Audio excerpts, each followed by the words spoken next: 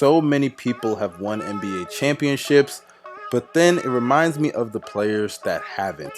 What's up, y'all? It's your boy David, and today we're here to talk about 10 NBA players that did not win championships, but in my opinion, these are still some of the greatest players that we have ever seen. But without further ado, man, let's get on with this video because I don't want this video to be too long. The back-to-back MVP in the year of 2005 and 2006, Steve Nash was definitely one of the more entertaining players that we have ever seen.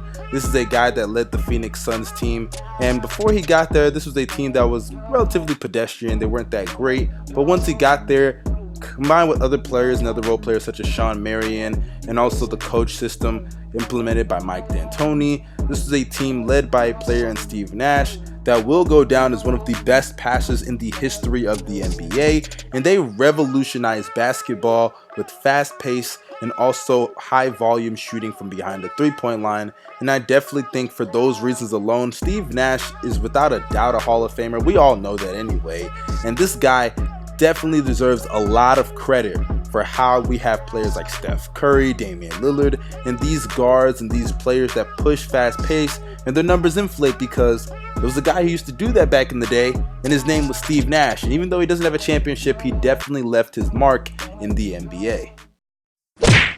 George Gervin is one of the best scorers in NBA history, and it's really crazy that nobody talks about him. And I understand he didn't win a championship, but that doesn't mean that what he accomplished would just go to waste. I mean, this is a guy that was a multiple-time All-Star, multiple-time All-NBA performer, and one of the better players in the ABA who was actually still good when the NBA and ABA merged. And also, people forget that Kevin Durant was compared to players like Dirk Nowitzki and George Gervin. He is very similar to George Gervin, not just in terms of build, but how smooth they play and their position, obviously. But regardless, Iceman George Gervin, definitely one of the smoothest scorers and one of the most underrated players in NBA history. I understand the era was not great, but regardless, you have to give him credit where it's due. He led the league in scoring multiple times, one of the best scorers in the league, and paved the way for players like Kevin Durant to be as great as he is right now.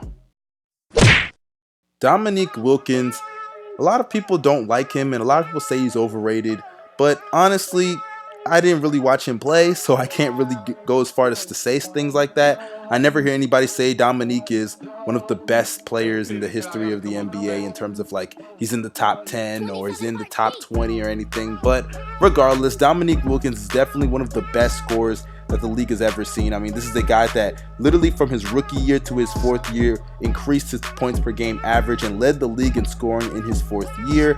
Multiple-time All-Star, multiple-time All-NBA performer, had a lot of great battles with Michael Jordan himself, and I definitely think he cemented his legacy as not only one of the better scorers of his generation, but one of the better scorers of all time. And for that alone, Dominique Wilkins should be revered and have a special place in the history of the NBA.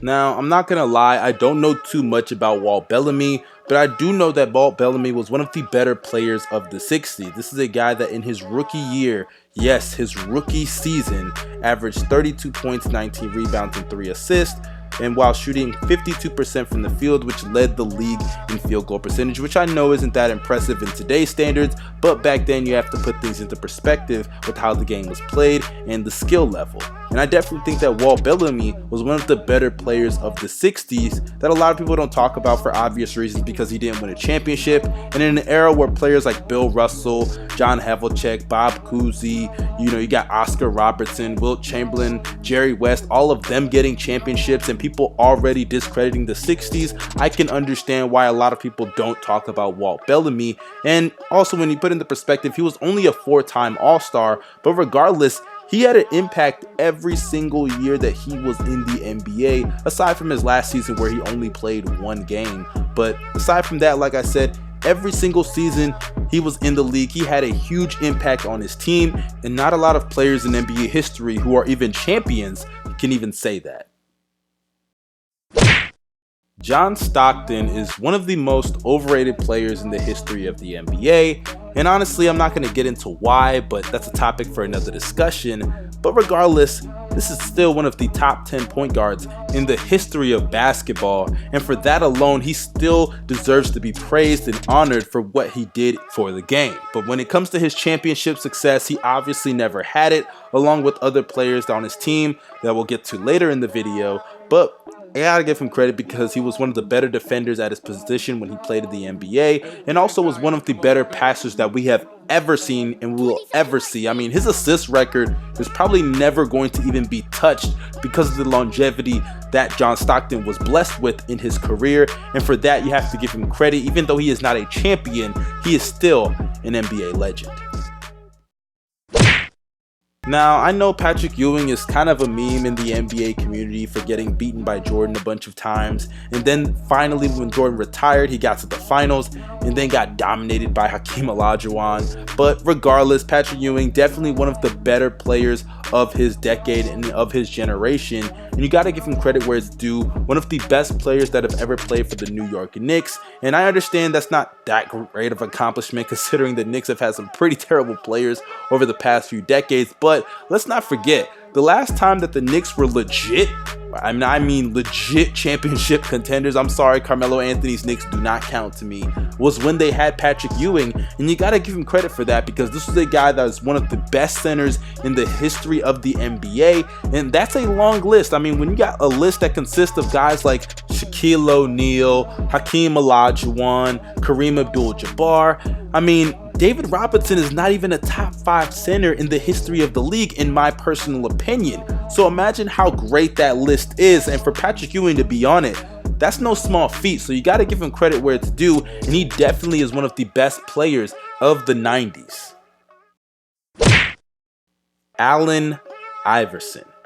I mean, that name speaks for itself. I could end this segment just by saying Allen Iverson, but regardless, I gotta keep going because his greatness deserves to be praised even more. Even though he doesn't have a championship, one of the greatest MVP seasons that we will ever see, one of the greatest finals runs that we will ever see. And honestly, when you look at a guy like Allen Iverson, though he doesn't have a championship, his impact is so great that even without a championship, he is still an icon, he is still a legend, and even though he wasn't that tall, he had the heart of a champion. And honestly, that was enough for so many people to connect with this man, and for that alone, not only should he be revered, but he should be honored and praised forever. Now, Karl Malone, along with John Stockton, failed numerous times in the playoffs and multiple times in the finals against the same team, by the way.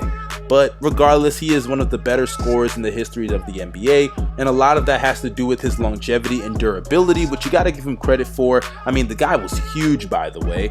Now, his personal life, I'm not going to really get into all that, but you got to give him credit where it's due. This is a guy that every time he stepped on the court was a model of consistency. I mean, you don't end up on the top 5 points list without being consistent, and Karl Malone definitely epitomized that. But regardless, this is a guy that is one of the best scorers in the history of the NBA, but will never be known as an NBA champion. Now, Elgin Baylor had a very, very strange career. I mean, this is a guy that was definitely ahead of his time, like all the other black players of the 60s, if we're being honest.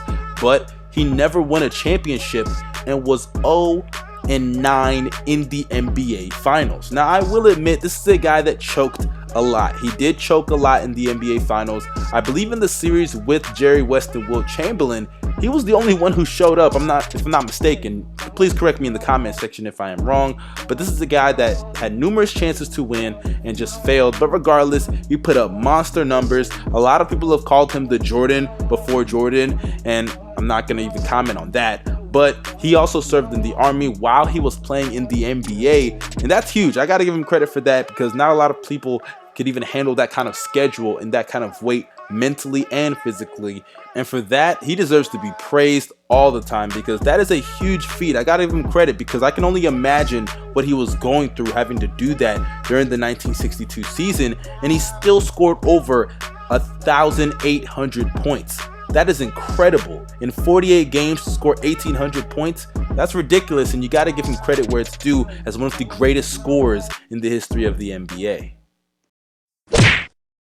I think it's safe to say that Charles Barkley now is more known for his time on television than his actual play on the court to a lot of newer fans in the NBA, because it's crazy to see this guy on TNT. He's hilarious, he's funny, he's always kicking it with Shaq, but a lot of people tend to forget that he was one of the best players in the history of the league when he was playing. I mean, when Charles Barkley was at his peak, and I'm talking about really when he was in his prime and he was in shape, because yeah, there were a lot of times where Charles Barkley was not in shape, but when he was and when he was on, this is a guy that could go out there on a night-to-night basis, could give you around 25 to 28 points, could grab around 11 to even 14 rebounds in some seasons, and do it on good shooting splits of around 57, 55, and in some years 60% from the field. And then in his later years, was able to stretch his game to behind the three-point line. So I definitely think that Charles Barkley, he revolutionized the game for guys like Draymond Green,